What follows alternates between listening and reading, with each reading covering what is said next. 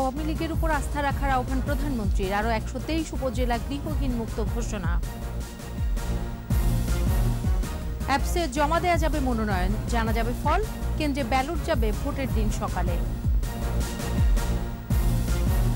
শুক্রবার রাজধানীতে গণমিছিল করবে বিএনপি, বাধা দিলে দায় সরকারের, বললেন ফখরুল। হামলায় আহত স্বেচ্ছাসেবক লীগের নেতার মৃত্যু, কুষ্টিয়ার ভেড়ামারা রণক্ষেত্র। ডেঙ্গুতে আরও 12 জনের মৃত্যু, হাসপাতালে বাড়ছে রোগীর চাপ, স্যালাইন সংকটের আশঙ্কা।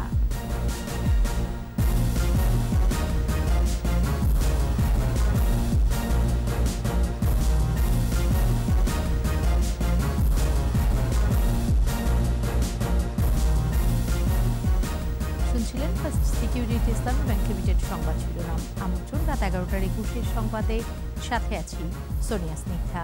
দর্শক, 21 টেলিভিশনের সংবাদ একই সাথে সরাসরি দেখতে পাবেন আমাদের ফেসবুক পেজ www.facebook.com/2124 অনলাইনে।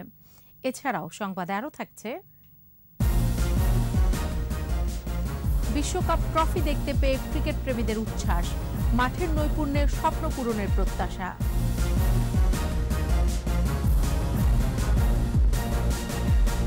অবশ্যই অনেক ভালো লাগছে, এত কাছ থেকে দেখতে পাচ্ছি। অনুভূতিটা আসলে ভাষায় প্রকাশ করার মতো না আর কি। এবার বাংলাদেশের টিম ভালো, আশা করি জিতা যায়। টিমটা ভালো, সিনিয়র প্লেয়াররা থাকলে আরো বেশি স্ট্রং হবে আমার মতে। সিনিয়রদের অবশ্যই থাকা উচিত। গৃহহীন মুক্ত হলো আরও 12 জেলার 123 উপজেলা। এ নিয়ে এখন পর্যন্ত গৃহহীন মুক্ত উপজেলা 334টি। চতুর্থ পর্যায়ের দ্বিতীয় ধাপে 22,101 পরিবারকে জমি ও ঘর বুঝিয়ে দিয়ে প্রধানমন্ত্রী শেখ হাসিনা বলেন, আওয়ামী লীগ গণতন্ত্রে বিশ্বাস করে বলেই ভোটের অধিকার সুরক্ষিত করেছে। অন্যদের এই নিয়ে চিন্তা নেই। খুলনা থেকে জানাচ্ছেন মোহাম্মদ নুরুন নবী, ছবি তুলেছেন আব্দুর রাজ্জাক। 2 শতক জমিতে একটি আধা পাকা ঘর, এ যেন একটি স্বপ্ন। বুধবার লাল সবুজের স্বপ্ন হাতে বুঝে ফেলেন 22,101টি ছিন্নমূল গৃহহীন পরিবার। হস্তান্তর করলেন বিশ্বের সবচেয়ে বড় পুনর্বাসন কর্মসূচি আশ্রয়ণ প্রকল্পের রূপকার প্রধানমন্ত্রী শেখ হাসিনা।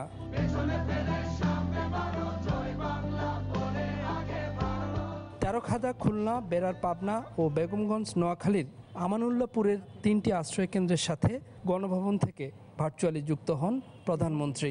অনেক খুশি আছি, আমাদের ছেলে মেয়ে নিয়ে আমরা অনেক খুশিতে যাবজ্জীবন করতে আছি। আপনার ঘরের পাশে আমরা শাকসবজি লাগিয়েছি, এক মুঠ ডাল ভাত একটু শাক ভাজি দিয়ে আমাদের সাথে বসে খাওয়া দেবেন। প্রধানমন্ত্রী বলেন, বঙ্গবন্ধুর এই বাংলায় একজন মানুষও ভূমিহীন, গৃহহীন, ঠিকানাহীন থাকবে না। সবাই আত্মমর্যাদা নিয়ে বসবাস করবে। ভূমিহীন, গৃহহীন মানুষ যাদের কোনো জীবনের আশা ছিল না, ভরসা ছিল না, কোনো ভবিষ্যৎ ছিল না, আজকে তাদের একটা ঘর, আশ্রয়, কাজ করার সুযোগ, তাদের জীবনটাই পাল্টে গেছে। এই 12টি জেলা এবং 123টি উপজেলাকে ভূমিহীন, গৃহহীন মুক্ত ঘোষণা করলাম। জাতির জনকের হত্যাকাণ্ডের পর হত্যা, ষড়যন্ত্রের রাজনীতি শুরু হয়। দায় মুক্তির আইন তৈরি করে খুনিদের পুরস্কৃত করে জিয়াউর রহমান।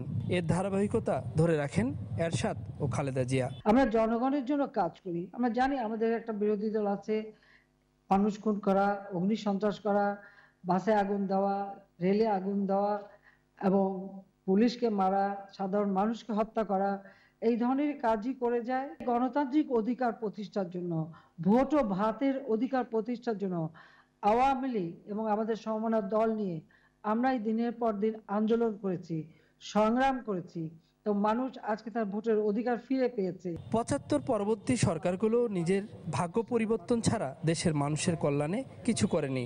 আওয়ামী লীগকে আবারও দেশ সেবা করার সুযোগ দেবার অনুরোধ করেন প্রধানমন্ত্রী। নৌকায় ভোট দিয়েছে বলে আজকে আপনারা ভূমিহীন মানুষ ঘর পেলেন, জীবন জীবিকার সুযোগ পেলেন এবং এদেশের ছাত্র, শিক্ষক, সব ধরনের মানুষ, তাদের আমরা সব ধরনের সুযোগই করে দিয়েছি। আশ্রয়ন সহ ঘর প্রদানের মাধ্যমে এ পর্যন্ত 41,48,000 মানুষকে পুনর্বাসিত করেছে সরকার। আর শুধু এরকম আশ্রয়ন প্রকল্পে ঘর বুঝে পেয়েছে 28 লাখ মানুষ। আজ এই আশ্রয়ন প্রকল্পে ঘর বুঝে দেওয়া অনুষ্ঠানে প্রধানমন্ত্রী শেখ হাসিনা বললেন যে দেশকে এই উন্নয়নের ধারায় এগিয়ে নিতে হলে মুক্তিযুদ্ধের সপক্ষে শক্তিকে আবারও ক্ষমতায় আনতে হবে। মোহাম্মদ নুরুন নবী, 21 টেলিভিশন, তেরখাদা, খুলনা। আগামী জাতীয় সংসদ নির্বাচনের তফসিল ঘোষণার আগে নতুন অ্যাপ চালু করবে নির্বাচন কমিশন, যার মাধ্যমে মনোনয়নপত্র দাখিল থেকে শুরু করে নির্বাচনের ফলাফল জানা যাবে। কমিশনার আনিসুর রহমান আরও জানান, আগামী নির্বাচনে ব্যালট পেপার ভোটের দিন সকালে কেন্দ্রে পাঠানো হবে। মেহেদী হাসানের রিপোর্ট। মনোনয়নপত্র দাখিলের সময় অনেক প্রার্থী শোডাউন করে রিটার্নিং অফিসারের কার্যালয়ে যান। প্রতিপক্ষের সাথে সংঘর্ষ, হামলার মতো ঘটনাও ঘটে। এসব এড়াতে এবার জাতীয় সংসদ নির্বাচনে থাকছে মোবাইল অ্যাপসের মাধ্যমে মনোনয়নপত্র দাখিলের সুযোগ। পাশাপাশি এই অ্যাপসে ভোটারের ভোট কেন্দ্র, নির্বাচনী কর্মকর্তাদের তথ্যসহ ভোটের ফলাফলও জানা যাবে। পুরো বিষয়টা আমরা একটা অ্যাপের মধ্যে নিয়ে আসছি। প্রতিটা স্টেপের জন্য একটা করে টিউটোরিয়াল থাকবে আমাদের। এই কাজগুলো যাতে যিনি এই অ্যাপটাতে ইউজ করবেন তিনি যাতে সহজেই ব্যবহার করতে, ইউজার ফ্রেন্ডলি যাতে হয়, এই জন্য আমরা এটা করেছি। আমরা একটাই উদ্দেশ্য, যাতে মানুষ জানতে পারে। তবে অনলাইনে মনোনয়নপত্র দাখিল বাধ্যতামূলক করা হচ্ছে না। যদি আমরা বাধ্যতামূলক করি অনলাইনে, তাহলে আমাদেরকে আইনি সংশোধনে আবার যেতে হবে। আইনি সংশোধনে যথেষ্ট সময় আমাদের হাতে নেই। তাছাড়া পলিটিক্যাল পার্টিস তারাও বিষয়টাকে কিভাবে নেয় সেটাও একটা বিষয়। এদিকে ভোটের বেশ আগে ভোট কেন্দ্রে ব্যালট পেপার পাঠালে থাকে অপব্যবহারের আশঙ্কা। এজন্য আগামী জাতীয় সংসদ নির্বাচনে শুধুমাত্র দুর্গম এলাকাগুলো বাদে বাকি সব কেন্দ্রে ভোটের দিন ব্যালট পেপার পাঠানো হবে। ব্যালটের নিরাপত্তার জন্য, ব্যালট যাতে কোনো মিসইউজ না হয় সেটার জন্য, ব্যালটের নিরাপত্তার জন্য ব্যালট ভোটের ব্যবহার হওয়ার কথা, ভোটের ব্যবহার যাতে হয়। নির্বাচনী অ্যাপস আপাতত 6 বছরের জন্য চালু করা হচ্ছে বলেও জানান তিনি। এই নির্বাচনের পরে আরেকটা নির্বাচন পর্যন্ত এটা কাজ করা যায়। মেহেদী হাসান, 21 টেলিভিশন, ঢাকা। এক দফা দাবিতে শুক্রবার রাজধানীতে গণমিছিল করবে বিএনপি। কর্মসূচির ঘোষণা দিয়ে দলের মহাসচিব মির্জা ফখরুল ইসলাম আলমগীর বলেন, বাধা দিলে দায় সরকারকে নিতে হবে। সবিতা চিরানের রিপোর্ট, জানাচ্ছেন মিনালা দিবা। নয়াপল্টনে দলের কেন্দ্রীয় কার্যালয়ে বিএনপির সংবাদ সম্মেলন।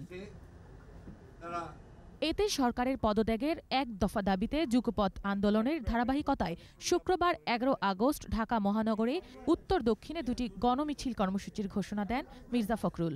11 আগস্ট অর্থাৎ শুক্রবার জুমা নামাজের পরে ঢাকা মহানগরে উত্তরে এবং দক্ষিণে আপনার দুটি গণমিছিল হবে এই এক দফার দাবিতে।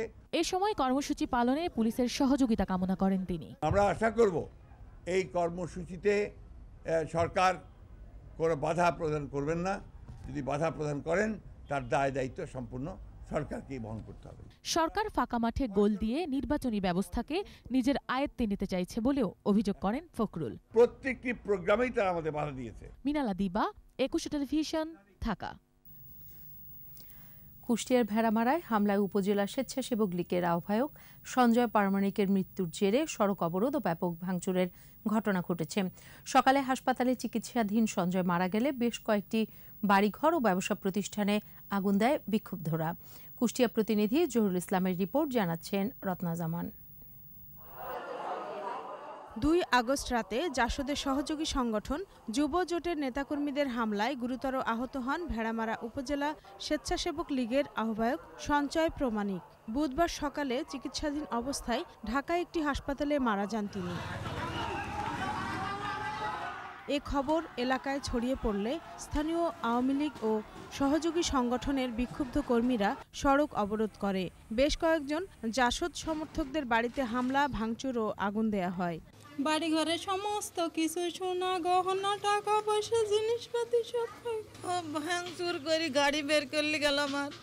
আমার এক গাড়ি ভেঙে ঠেকেছে, এক গাড়ি নিয়ে গেছে, আর ঘরে টাকা পয়সা যা ছিল সব। ওই 5 তলা বাড়ি ভেঙে তুই আছে, এই বাড়ি আগুন ধরা সব মেন দরজা ভেঙে ভিতরে ঢুকি সব ভাঙচুর তো করেছে, লুটপাটও করেছে আওয়ামী লীগের লোক সব। পরিস্থিতি নিয়ন্ত্রণে পুলিশ লাঠিচার্জ করে। এ সময় ইট পাটকেল নিক্ষেপে কয়েকজন পুলিশ সদস্য আহত হন। পরিবেশ এখন স্বাভাবিক, পুলিশের কন্ট্রোলে আছে এবং পুলিশের নজরদারি আছে, পর্যাপ্ত পুলিশের উপস্থিতি আছে। আমরা বাইরে থেকেও পুলিশ মোতায়েন করেছি এখানে। জাসদ নেতারা বলছেন ঘটনাগুলোর সাথে রাজনৈতিক সম্পর্ক নেই, ব্যক্তিগত দ্বন্দ্বের জের ধরে এসব ঘটনা ঘটেছে। পূর্ব শত্রুতার জের, এটা এদের সঙ্গে দীর্ঘদিনের দ্বন্দ্ব বিরাজমান আছে। সঞ্জয় শোভনদের ছেলেপেলেকে মারছে, শোভনরা সঞ্জয়কে মারার জন্য চেষ্টা করেছে। এই ধরনের বিভিন্ন ধরনের ঘটনা ঘটছে। আওয়ামী লীগ নেতারা সমাবেশ করে এ ঘটনার বিচার দাবি করেছেন। এটা কোনো রাজনৈতিক বা আমাদের সাংগঠনিক বিষয় নয়। আওয়ামী লীগের নেতাকর্মী, অঙ্গ সহযোগী সংগঠনের নেতাকর্মীরা এই বিচ্ছিন্ন ঘটনা ঘটায়নি। শহরে অতিরিক্ত পুলিশ মোতায়েন করা হয়েছে। রত্না সামান, 21 টেলিভিশন। জানাবো ব্ল্যাকহিট ডেঙ্গু পরিস্থিতির খবর।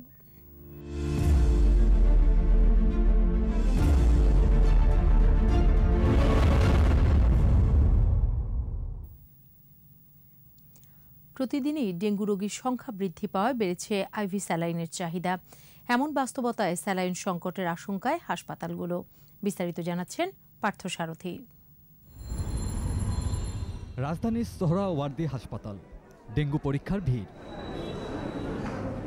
এই চিত্র ডেঙ্গু ওয়ার্ডের। কোনো সিটি আর খালি নেই। রোগীরা বলছেন সরকারি খরচে দেয়া আইভি স্যালাইনের সরবরাহ যে কোনো সময় বন্ধ হয়ে যেতে পারে। রোগীর সংখ্যা বাড়তে থাকলে বাজারেও স্যালাইনের সংকট দেখা দিতে পারে বলে আশঙ্কা তাদের। সব ফার্মেসি দেখছি, কোথাও নেই, আবার পপুলার ফার্মেসিতে পাইছি একটা, আবার রাত্রে দেখে ওখানেও পাওয়া যাচ্ছে না। অভিযোগ আসছে কিন্তু কাগজে কলমে নাই, মানে বাসা কথা তো এটা পুরো বাংলাদেশেই চলে। যে হারে ডেঙ্গু রোগীর সংখ্যা বাড়ছে তাতে হাসপাতালগুলোতে স্যালাইনের সংকটের আশঙ্কা করছে হাসপাতাল কর্তৃপক্ষ। আমাদের স্যালাইন কিন্তু এখন সরকারি প্রতিষ্ঠান যারা ইডিসিএল, এসেনশিয়াল ড্রাগ কোম্পানি, এইটা সাধারণত বানায়, যার দরুন তাদের অবশ্যই চাপ পড়ছে। কিন্তু আমরা যখনই ডেঙ্গু দেখা দিচ্ছে আমাদের কিন্তু প্রথমেই আমাদের এইটা ছিল যে আগে নর্মাল স্যালাইন কালেক্ট করো, যার দরুন আমাদের এই হাসপাতালে যেমন আমরা মোটামুটি যে বেনেরিক্স আরও 7 দিন 10 দিন পর্যন্ত ক্রাইসিস নিয়ে আমরা রোগীদের দেখে নাচ্ছি না, কিন্তু অনেক জায়গায় শুনতেছি যে ক্রাইসিস। তারপরে আমাদের ঊর্ধ্বতন কর্তৃপক্ষের ব্যাপারে ওয়াকিবহাল আছে, যেহেতু সরকারি প্রতিষ্ঠান তারাও সর্বোচ্চভাবে চেষ্টা করছে যাতে স্যালাইনের সমস্যা না থাকে। যারা পাবে না সরকারি প্রতিষ্ঠানতে তারা যাতে কিনতে পারে এই ব্যবস্থা আমাদের আছে, আমরা ওইভাবে প্রস্তুত আছি। আমরা কিন্তু ইডিসিএল এর সাথে আমরা প্রস্তুত আছি যে যদি লাগে তাহলে আমরা লোকালভাবে ক্রয় করে সেটা ব্যবস্থা করি। উৎপাদন কম থাকায় বিভিন্ন বেসরকারি কোম্পানি থেকে কিনে হাসপাতালগুলোতে স্যালাইন সরবরাহ করছে ইডিসিএল। পার্থসারথী, 21 টেলিভিশন, ঢাকা। সাবধান, কারণ 1 সেকেন্ডের মধ্যেই আপনার বাচ্চা হয়ে পড়তে পারে মারাত্মক ডেঙ্গু মশার শিকার। সেই জন্যই নিয়ে আসুন কালো হিট। এটা মশাদের মেরে ফেলে সঙ্গে সঙ্গে। কালো হিট, মশাদের বিনাশ তৎক্ষণাৎ। এদিকে ডেঙ্গুতে মৃত্যু 350 ছাড়লো। দেশে গত 24 ঘন্টায় ডেঙ্গু আক্রান্ত হয়ে আরও 12 জনের মৃত্যু হয়েছে। এ নিয়ে চলতি বছর ডেঙ্গুতে মোট 352 জন মারা গেলেন। এছাড়া গত 24 ঘন্টায় ডেঙ্গু আক্রান্ত হয়ে 2844 জন রোগী হাসপাতালে ভর্তি হয়েছেন। আক্রান্তদের মধ্যে ঢাকার বিভিন্ন হাসপাতালে ভর্তি 1092 জন, আর ঢাকার বাইরের বিভিন্ন হাসপাতালে ভর্তি হয়েছেন 1752 জন।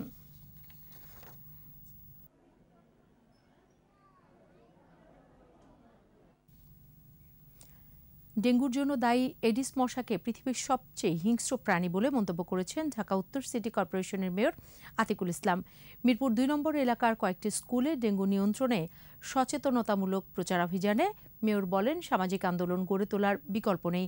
কোথাও যাতে পানি জমে থাকতে না পারে সে ব্যবস্থা গ্রহণ করতে হবে। এ সময় ঢাকা উত্তর সিটির প্রতিটি স্কুলে মশক নিধনে বিটিআই প্রয়োগেরও নির্দেশ দেন মেয়র আতিকুল ইসলাম।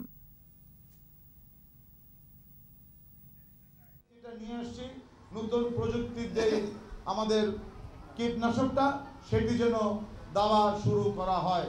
আমি বলেছি আগে আমাদের বিভিন্ন জায়গায় অফিস আদালতে দিবে, আমি আজকের থেকে নির্দেশ দিলাম এটি সমস্ত শিক্ষা প্রতিষ্ঠানেই, এটা প্রাইমারি হোক এটা সরকারি হোক, এই জন্য আমি সকল শিক্ষা প্রতিষ্ঠানকে বলবো আমরা বিটিআইটা নিয়ে আসছি। এই বিটিআইয়ের মাধ্যমে আমরা আশা করব যে আমরা এটাকে একটি সুন্দর জায়গায় নিয়ে আসতে পারবো কন্ট্রোলের মধ্যে। নাইকো দুর্নীতি মামলার অভিযোগ গঠনের আদেশ বাতিল চেয়ে বিএনপি চেয়ারপারসন খালেদা জিয়ার আবেদনের পরবর্তী শুনানি 14 আগস্ট নির্ধারণ করেছে হাইকোর্ট। বিচারপতি মোস্তফা জামান ইসলাম ও বিচারপতি মোহাম্মদ আমিনুল ইসলামের হাইকোর্ট বেঞ্চে এই শুনানি শুরু হয়। সকালে খালেদা জিয়ার পক্ষে মামলার এজাহার উপস্থাপন করেন তার আইনজীবী কায়সার কামাল। সিনিয়র আইনজীবী অসুস্থ থাকায় সময় চেয়ে আবেদন জানান কায়সার কামাল। তখন দুদকের পক্ষে শুনানি করেন আইনজীবী খুরশিদ আলম খান। এরপর আদালত 14 আগস্ট মামলার শুনানি শেষ করবেন জানিয়ে শেষবারের মতো সময় নির্ধারণ করেন। গত 19 March BNP chairperson Khaleda Zia সহ 8 আসামির বিরুদ্ধে চার্জ গঠনের মাধ্যমে বিচার শুরুর আদেশ দেন বিশেষ জজ আদালত 9 এর বিচারক শেখ হাফিজুর রহমান।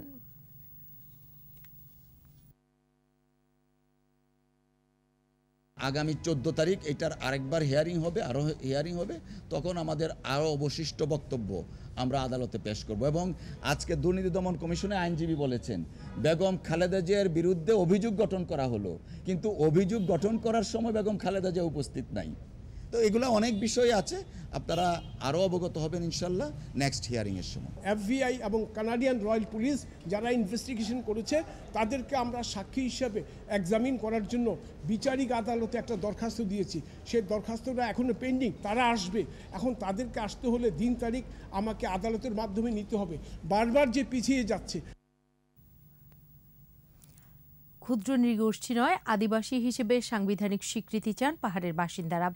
একই সাথে শান্তি চুক্তির পূর্ণ বাস্তবায়ন দাবি তাদের। বিশিষ্টজনরা বলছেন নিজেদের স্বতন্ত্র সংস্কৃতি রক্ষার অধিকার প্রতিটি নাগরিকেরই রয়েছে। মিনালা দিবার রিপোর্ট। আদিবাসীদের আছে নিজস্ব সংস্কৃতি, রয়েছে নিজস্ব সামাজিক, অর্থনৈতিক ও রাজনৈতিক বৈশিষ্ট্য। আদিবাসীদের অধিকার, ঐতিহ্য ও সংস্কৃতিকে সংরক্ষণ ও সুরক্ষায় 1994 সালে 9 আগস্টকে আদিবাসী দিবস ঘোষণা করে জাতিসংঘ। পাহাড়ে জুম চাষ করে কৃষিকাজে নির্ভর করে আদিবাসী অর্থনীতি। তবে তাদের বাস করা এসব জায়গায় বেশিরভাগই সরকারি খাস জমি ও বন বিভাগের জমি।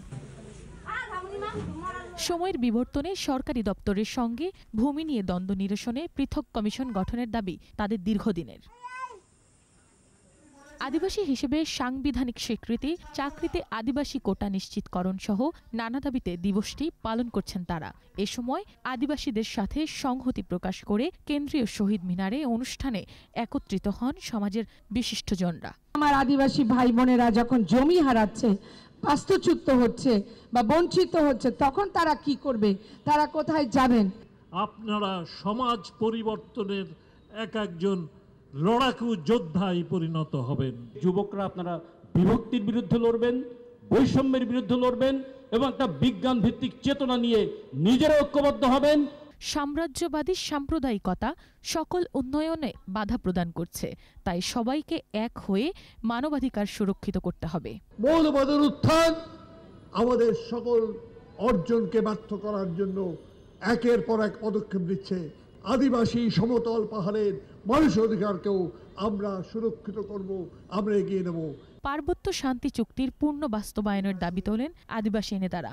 আমাদের জাতিগতভাবে যে শোষণ, নিপীড়ন, নির্যাতন, তার বিরুদ্ধে প্রতিরোধ গড়ে তোলার জন্য আদিবাসী যুব সমাজকে অবশ্যই আরও সংগ্রামী হতে হবে। অনুষ্ঠানের শেষে ছিল আদিবাসীদের নিজস্ব সংস্কৃতি তুলে ধরতে সাংস্কৃতিক আয়োজন। মিনালা দীপা, একুশে টেলিভিশন, ঢাকা। পাহাড়ি ঢল কমে যাওয়ায় বন্যা পরিস্থিতির কিছুটা উন্নতি হয়েছে বান্দরবান কক্সবাজারে। তবে এখনও বিদ্যুৎ বিচ্ছিন্ন বান্দরবান শহর আর ফেনীতে মুহুরী নদীর পানিতে প্লাবিত হয়েছে নতুন নতুন এলাকা। প্রতিনিধিদের সহায়তায় আরও জানাচ্ছেন খুরশিদ আলম মুকুল। 6 দিনের টানা ভারী বৃষ্টি, পাহাড়ি ঢল আর জোয়ারের পানিতে তলিয়ে যায় কক্সবাজারের শতাধিক গ্রাম। বৃষ্টি কমে যাওয়ায় বন্যা পরিস্থিতির কিছুটা উন্নতি হলেও নিচু এলাকাগুলো এখনও তলিয়ে আছে গলা সমান পানিতে। ঢলের পানির সাথে ভেসে আসা ময়লা আবর্জনা দুর্ভোগ আরও বাড়িয়েছে বানভাসী মানুষের। সবচেয়ে বেশি দুর্ভোগে চকরিয়ার বাসিন্দারা। বন্যার কারণে অনেক দুর্ভোগে আছে, এভাবে যে পানি হবে কেউ এর প্রস্তুত ছিল না। প্রাকৃতিক দুর্যোগের কারণে 2 দিনের জন্য বন্ধ ঘোষণা করা হয় সব শিক্ষা প্রতিষ্ঠান। এসব বিদ্যালয়গুলোতে আশ্রয় নেয় হাজারো মানুষ। দুর্যোগকে মোকাবেলা করার জন্য আমরা শুরু থেকেই মানুষকে সচেতন করার চেষ্টা করেছি এবং আশ্রয় কেন্দ্রে নিয়ে আসার চেষ্টা করেছি। এদিকে বান্দরবানেও বন্যা পরিস্থিতির কিছুটা উন্নতি হলেও এখনও দুর্ভোগ কাটেনি মানুষের।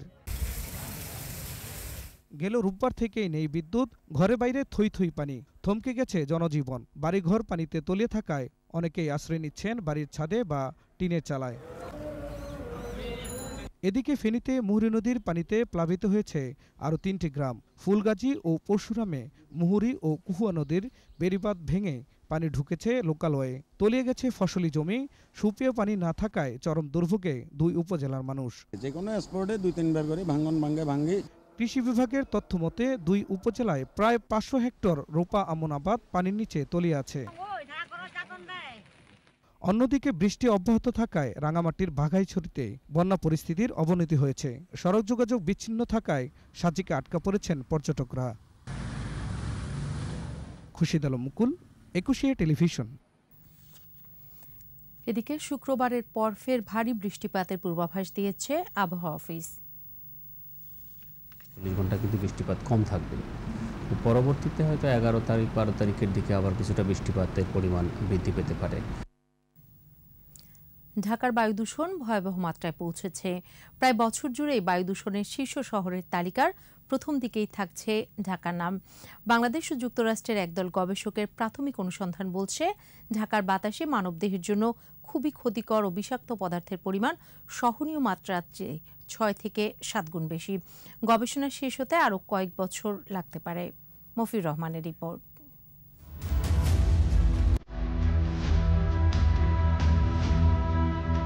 কয়েক বছর ধরে বায়ু দূষণের শীর্ষ শহরের তালিকায় প্রথম দিকেই থাকছে রাজধানী ঢাকা। এমন অবস্থায় দূষণের কারণ জানতে নতুন একটি গবেষণা শুরু করেছে বাংলাদেশ ও যুক্তরাষ্ট্রের যৌথ গবেষক দল। যুক্তরাষ্ট্রের ন্যাশনাল সায়েন্স ফাউন্ডেশনের উদ্যোগে গবেষণা পরিচালনা করছে দেশটির international research experience for students এবং বাংলাদেশের ঢাকা বিশ্ববিদ্যালয় ও বুয়েট। গবেষণায় অংশ নেয় যুক্তরাষ্ট্রের 8টি বিশ্ববিদ্যালয়ের শিক্ষার্থী। তারা রাজধানী ঢাকার বাসাবাড়ি, গণপরিবহন, উন্মুক্ত স্থান সহ বিভিন্ন জায়গার বায়ুমান পরীক্ষা করেন। প্রাথমিক তথ্য উদ্বেগজনক। বর্ষাকালে ধুলাবালি কম থাকলেও বাসাবাড়ি, গণপরিবহন, উন্মুক্ত স্থান সবখানেই মাত্রাতিরিক্ত বিষাক্ত গ্যাস, প্লাস্টিক কণা, কার্বন সহ নানা উপাদানের উপস্থিতি মিলেছে। We're measuring all the greenhouse gases as well as particulate matters and black carbons. Definitely dust is a major problem throughout the whole year, like especially in the summer. এই গবেষণার আরেকটি অংশ বাংলাদেশের কৃষ্টি, সংস্কৃতি, ভাষা জানা। এ নিয়ে গবেষকরা সন্তুষ্ট। Culture in Bangladesh is, it's very invitable, and the people here are very nice and very hospitable. We haven't seen, me personally, I haven't been, so I'll definitely have to come back in a few years and give a tour of the rest of the country because it's a beautiful country and great people. গবেষণা দলের তত্ত্বাবধানে থাকা state university of new ইয়র্কের সহকারী অধ্যাপক বলেন, বাংলাদেশে উন্মুক্তভাবে নির্মাণ কাজ থেকে বায়ু দূষণ বেশি হচ্ছে। এছাড়া অতি পুরাতন যানবাহনের ধোঁয়া, কারখানাগুলো যথাযথ নিয়ম না মানায় বায়ু দূষণ বাড়ছে। সাথে রয়েছে আন্তদেশীয় দূষণ। Like in the Western countries, there are a lot of different companies. That's true, but they are well regulated, right? They have a lot of industries, so each industry, like government is regulating those companies, so they are not emitting more than the required one. So they are restricted. So when come to here, we have not like those universities, but still there are a lot of industries we have, like different sector in different industry, and there is no regulation. আর এক তত্ত্বাবধায়ক জানান, গবেষণাটি চলবে 3 বছর। প্রাথমিকভাবে পাওয়া তথ্য উপাত্তে বায়ু দূষণের যে চিত্র উঠে এসেছে তা ভয়াবহ। দুইটা জিনিস মেজার করছে মেইনলি, একটা হলো পার্টিকেলস, বাতাসের মধ্যে ভাসমান বস্তুকণা, এবং এই ভাসমান বস্তুকণার ক্ষুদ্র যে অংশটুকু আছে তার মধ্যে ব্ল্যাক কার্বন, যেটা হলো গ্লোবাল ওয়ার্মিং এবং মানুষের স্বাস্থ্যের জন্য ক্ষতিকর, সেই ব্ল্যাক কার্বনটা মেজার করছে। গবেষণা শেষে দূষণ নিয়ন্ত্রণের উপায় সহ দেশের এক এক এলাকার জন্য দূষণের মাত্রা পরিমাপ করা সহজ হবে বলেও মনে করেন তিনি। মফিউর রহমান, একুশে টেলিভিশন, ঢাকা। এবার শোকাবহ আগস্ট।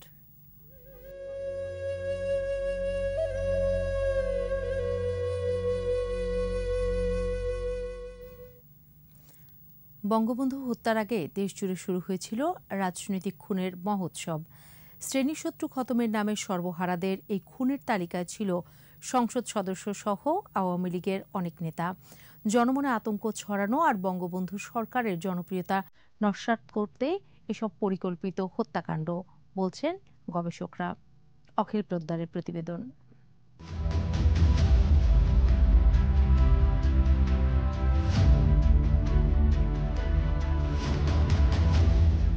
1972 থেকে 74 স্বাধীনতার পর এই অল্প সময়ে খুন হন 11 জন সংসদ সদস্য। হত্যাকারীদের একমাত্র উদ্দেশ্যই ছিল দেশকে অস্থিতিশীল করা।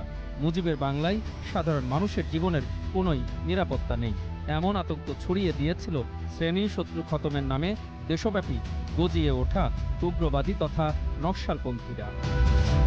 এদেরই একজন কুষ্টিয়ার কুমারখালী উপজেলার সংসদ সদস্য গোলাম কিবরিয়া, যাকে ঈদের নামাজে গুলি করে হত্যার পর উল্লাস করেছিল খুনিরা। শ্রেণীশত্রু খতমের নামে ওই সময় যে সমস্ত রাজনৈতিক আদর্শের লোকজন বিভিন্নভাবে তত্ত্ব প্রচার করে বেড়াতো, তারা তাদের সেই হীন স্বার্থ চরিতার্থ করার জন্যে তারা এইভাবে দেশে সমস্ত বাংলাদেশে একটা অরাজক পরিস্থিতি তৈরি করে, যার ফলশ্রুতিতে আমরা দেখি যে জাতির পিতাকে হত্যার ঠিক কয়েক মাস আগেই বিভিন্ন পর্যায়ের সংসদ সদস্যদেরকে তারা কিন্তু প্রকাশ্য দিবালোকে হত্যা করে, যার প্রথম শিকার শহীদ গোলাম কিবরিয়া সাহেব, যিনি কুষ্টিয়া 4 আসনের মাননীয় সংসদ সদস্য ছিলেন। দেশের আইন শৃঙ্খলা পরিস্থিতিকে চ্যালেঞ্জ জানানোই কি মূল কারণ ছিল, নাকি উগ্র বামপন্থী সর্বহারাদের আরও কোনো উদ্দেশ্য ছিল? জানতে চেয়েছিলাম মুক্তিযুদ্ধ গবেষকের কাছে। মুক্তিযুদ্ধের পরবর্তীকালে বাংলাদেশটাকে অচল করে দেওয়ার বা বাংলাদেশ বঙ্গবন্ধু শেখ মুজিবুর রহমানের নেতৃত্বে যে সরকার, সেই সরকারকে অচল করে দেওয়া, অকার্যকর করার একটা পরিকল্পিত প্রয়াস লক্ষ্য করা গেছে। থানা লুট করা হয়েছে, তারপর সংসদ সদস্য যারা প্রত্যেকেই মুক্তিযোদ্ধা তাদেরকে হত্যা করা হয়েছে, একটা ব্যাপক অপপ্রচার চালানো হয়েছে। আন্তর্জাতিক ষড়যন্ত্রেরও অংশ ছিল এসব ধারাবাহিক হত্যাকাণ্ড। পাকিস্তান রাষ্ট্রের জন্ম হলো, এটা যারা চায়নি তারা যেমন করলো, এর বিদেশি যারা সমর্থক এবং পৃষ্ঠপোষক ছিলেন তারাও কিন্তু এই দেশীয় ষড়যন্ত্রটাকে তারা সাহায্য সহযোগিতা করলো। আইনমন্ত্রী অনেকবারই বলেছেন একটা তদন্ত কমিশন হবে, তদন্ত কমিশন হোক, যত তাড়াতাড়ি এই তদন্ত কমিশন একটা নিরপেক্ষ তদন্ত সম্পাদন করে, আমার মনে হয় তার একটা শ্বেতপত্র যদি নিউ জেনারেশনের হাতে থাকে তাহলে এটা স্পষ্ট হয়ে যাবে। সপরিবারে বঙ্গবন্ধু হত্যার আগে এমন আরও কিছু প্রেক্ষাপট তৈরি করেছিল দেশি বিদেশি এজেন্ট। অখিল পোদ্দার, 21 টেলিভিশন, ঢাকা। গ্যাসের মজুদ কমায় চাপ বেড়েছে কয়লার উপর, আবার ভূগর্ভস্থ কয়লা উত্তোলনও সম্ভব হচ্ছে না। এমন বাস্তবতায় বঙ্গবন্ধুর দর্শন অনুসরণ করে সাগরের তেল গ্যাস অনুসন্ধানের তাগিদ বিশেষজ্ঞদের। তৌহিদুর রহমানের বিশেষ প্রতিবেদন। 1975 সালের 9 আগস্ট জাতির পিতা বঙ্গবন্ধু শেখ মুজিবুর রহমান বহুজাতিক কোম্পানি শেল অয়েলের কাছ থেকে তিতাস, বাখরাবাদ সহ 5টি গ্যাস ক্ষেত্র কিনে তাতে বাংলাদেশের শতভাগ মালিকানা প্রতিষ্ঠা করেন। বর্তমান সরকার দায়িত্ব গ্রহণের পর 2010 সাল থেকে 9 আগস্ট জাতীয় জ্বালানি নিরাপত্তা দিবস হিসেবে পালন করা হচ্ছে। 2041 সালের মধ্যে 60,000 মেগাওয়াট বিদ্যুৎ উৎপাদনের ইচ্ছে রয়েছে এই সরকারের। ইতিমধ্যে যা ছাড়িয়েছে 27,000 মেগাওয়াট। এর মধ্যে বিদ্যুতে এসেছে আলোর ঝলকানি। পারমাণবিক বিদ্যুৎ উৎপাদনকারী দেশগুলোর এলিট ক্লাবে এখন বাংলাদেশের অবস্থান। সব মিলে শক্তিশালী ভিত্তির উপর দাঁড়িয়েছে বিদ্যুৎ খাত। তবে বিপুল পরিমাণ প্রাকৃতিক গ্যাসের সম্ভাবনা রয়েছে বলে মনে করেন ভূতত্ত্ববিদরা। তারা বলছেন, বিশ্বব্যাপী প্রতি 5টি অনুসন্ধানে একটি কূপ পাওয়া যায়, অথচ বাংলাদেশে প্রতি 3টি অনুসন্ধানে গ্যাসের অবস্থান নিশ্চিত হচ্ছে। স্থবির যেটা আছে সাগরে, কাজ হয় না, এইটাকে আগে ভাঙতে হবে। ভেঙে যদি আপনি বড় আকারে একটা কাজ শুরু করে দিতে পারেন এবং সেখানে যদি গ্যাস ক্ষেত্র আবিষ্কার হয়ে যায়, একটা গ্যাস ক্ষেত্র আবিষ্কার হলে এটা সিনারিওটাকে চেঞ্জ করে দিবে। সমগ্র মানে অয়েল কোম্পানির ইন্টারেস্ট চলে আসবে বাংলাদেশের বে অফ বেঙ্গলে। সম্প্রতি মার্কিন একটি কোম্পানির সাথে গভীর সমুদ্রে তেল গ্যাস অনুসন্ধানের কথা চলছে। বিষয়টিকে ইতিবাচক হিসেবে দেখছেন বিশেষজ্ঞরা। যদি সম্ভাবনা না থাকতো তাহলে তো এক্সন মোবিলের মতো কোম্পানি এভাবে সরাসরি প্রপোজাল দিত না। তারা জানে যে এখানে কি আছে, তাদের কাছে ডেটাবেস আছে নিশ্চয়ই। ডিপ অফশোরে এবং শ্যালো অফশোরে এরা পৃথিবীর সবচেয়ে বড় কোম্পানি এবং সবচেয়ে টেকনোলজিক্যালি অ্যাডভান্স। দেশের 5টি খনিতে প্রায় 2 বিলিয়ন টন কয়লা মজুদ রয়েছে, যা প্রায় 70 ট্রিলিয়ন ঘনফুট গ্যাসের সমান জ্বালানি। আর 2041 সালের মধ্যে কয়লা থেকে 50% বিদ্যুৎ উৎপাদনের প্রত্যাশা করছে সরকার। তৌহিদুর রহমান, 21 টেলিভিশন, ঢাকা। আর্থিক অনিয়ম ও দুর্নীতির অভিযোগে বাংলাদেশ ফুটবল ফেডারেশনের কার্যনির্বাহী কমিটির সদস্য ও নারী উইংয়ের চেয়ারম্যান মাহফুজা আক্তার কিরণকে জিজ্ঞাসাবাদ করেছে দুর্নীতি দমন কমিশন। দুদকের প্রধান কার্যালয়ে কিরণকে জিজ্ঞাসাবাদ করা হয়। ক্লাব সহ বিভিন্ন খাত থেকে অর্থ আত্মসাৎ ও ঢাকায় ফ্ল্যাট সহ অবৈধ সম্পদ অর্জনের অভিযোগ রয়েছে মাহফুজা আক্তার কিরণের বিরুদ্ধে। ফিফা থেকে সাবেক সাধারণ সম্পাদক আবু নাইম সোহাগের উপর নিষেধাজ্ঞা আসার পর সামনে আসে বাফুফের দুর্নীতি। পরে এক রিটের প্রেক্ষিতে দুর্নীতি দমন কমিশনকে অনুসন্ধানের নির্দেশ দেন হাইকোর্ট। এদিকে বাফুফে কার্যালয়ে সাংবাদিকদের কাছে নিজেকে নির্দোষ দাবি করেন মাহফুজা আক্তার কিরণ। লিখিত দিয়ে আসছি যে ফুটবল ফেডারেশনের কোনো ফাইন্যান্সিয়াল কোনো কিছুর সাথে আমার সংশ্লিষ্টতা নাই এবং ফুটবল ফেডারেশনে 2016 সাল থেকে আমি ইলেক্টেড মেম্বার। 2016 সাল থেকে 21 সাল পর্যন্ত 22-এর এখনও অডিট রিপোর্টটা রেডি হয়নি। আমি সমস্ত অডিট ফাইলও তাদেরকে দিয়ে এসেছি। যে ওয়ানডে বিশ্বকাপে বাংলাদেশের 3 ম্যাচ সহ মোট 9 খেলার সময়সূচিতে পরিবর্তন এনেছে ক্রিকেটের নিয়ন্ত্রক সংস্থা আইসিসি। নতুন সূচিতে 10 অক্টোবর ইংল্যান্ডের বিপক্ষে টাইগারদের ম্যাচের দিন 4.5 ঘন্টা এগিয়ে আনা হয়েছে। এদিন ম্যাচটি হবে বেলা 11টায়। নিউজিল্যান্ডের বিপক্ষে ম্যাচের তারিখ ও সময় দুটি বদলেছে। 14 অক্টোবর থেকে এগিয়ে আনা হয়েছে 13 অক্টোবর। আগের সময় সকাল 11টায় শুরুর কথা থাকলেও নতুন সূচি অনুসারে ম্যাচটি হবে বেলা 2:30টায়। একইভাবে অস্ট্রেলিয়ার বিপক্ষে 12 নভেম্বরের ম্যাচটি একদিন এগিয়ে আনা হয়েছে 11 নভেম্বর। এছাড়া 14 অক্টোবর ভারত পাকিস্তানের হাই ভোল্টেজ ম্যাচটিও একদিন এগিয়ে আনা হয়েছে।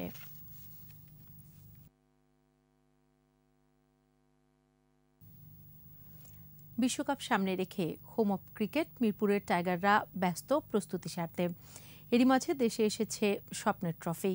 কাছ থেকে বিশ্বকাপ ট্রফি দেখতে পেয়ে উচ্ছ্বসিত ক্রিকেট প্রেমী দর্শক। বিস্তারিত আবু হুরায়রা তামিমের রিপোর্টে। বিশ্ব ভ্রমণের অংশ হিসেবে 3 দিনের সফরে বিশ্বকাপ ট্রফি এখন বাংলাদেশে। পদ্মা সেতুর পাশে ফটো সেশনের মধ্য দিয়ে শুরু হয় ট্রফির প্রদর্শন। পরের দিন মিরপুরে বর্তমান ও সাবেক খেলোয়াড় সহ কর্মকর্তা ও গণমাধ্যম কর্মীরা ট্রফির সঙ্গে ফটো তোলার সুযোগ পেয়েছে। অবশ্যই অনেক ভালো লাগছে, এত কাছ থেকে দেখতে পাচ্ছি, সো ভালো লাগারই কথা। কলেজে পড়ি তো, আমাদের পরীক্ষা শেষ করে এখন আসছি। শেষ দিনে বসুন্ধরা শপিং কমপ্লেক্সে দেখতে আসা ক্রিকেট প্রেমীরা জানান ট্রফি দেখে তারা উচ্ছ্বাসিত।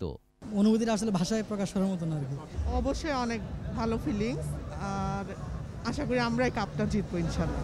বাংলাদেশের ক্রিকেট প্রেমীরা বিশ্বকাপ ট্রফির সাথে ছবি তোলেন, জানান বাংলাদেশ নিয়ে তাদের প্রত্যাশার কথা। টিমটা ভালো, সিনিয়র প্লেয়াররা থাকলে আরো বেশি স্ট্রং হবে আমার মতে। সিনিয়রদের অবশ্যই থাকা উচিত। থাবার মতো যে প্রতিপক্ষ দলকে আমাদের যে পেস বোলাররা, ফিল্ডাররা যাতে অ্যাটাক করতে পারে, এই শক্তি উৎসাহ দেওয়ার জন্য আমার আপ্রাণ চেষ্টা। এবার বাংলাদেশের টিম ভালো, আশা করি জিতা যায়। বাংলাদেশ থেকে ট্রফি যাবে কুয়েতে। এরপর 4 সেপ্টেম্বর ভারত গিয়ে শেষ হবে বিশ্বভ্রমণ। স্বপ্নের বিশ্বকাপ ট্রফি এখন বাংলাদেশে, যা দেখে মুগ্ধ টাইগার সমর্থকরা। তবে এই ট্রফি এভাবে আর দেখতে চায় না বাংলাদেশি সমর্থকরা। মাঠের খেলায় জিতে বিশ্বকাপ ট্রফি ঘরে আনবে, এমনটাই বিশ্বাস বাংলাদেশি সমর্থকদের। আবু হুরায়রা তামিম, 21 টেলিভিশন, ঢাকা। আর এর সাথে শেষ করছি রাত 11টার 21 সংবাদ।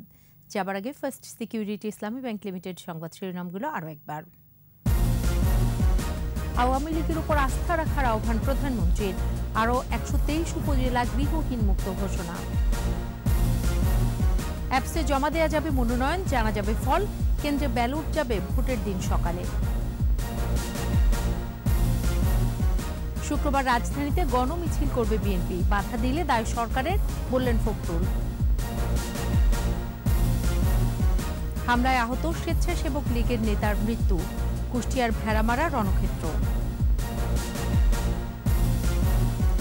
ডেঙ্গুতে আরও 12 জনের মৃত্যু, হাসপাতালে বাড়ছে রোগীর চাপ, স্যালাইন সংকটের আশঙ্কা।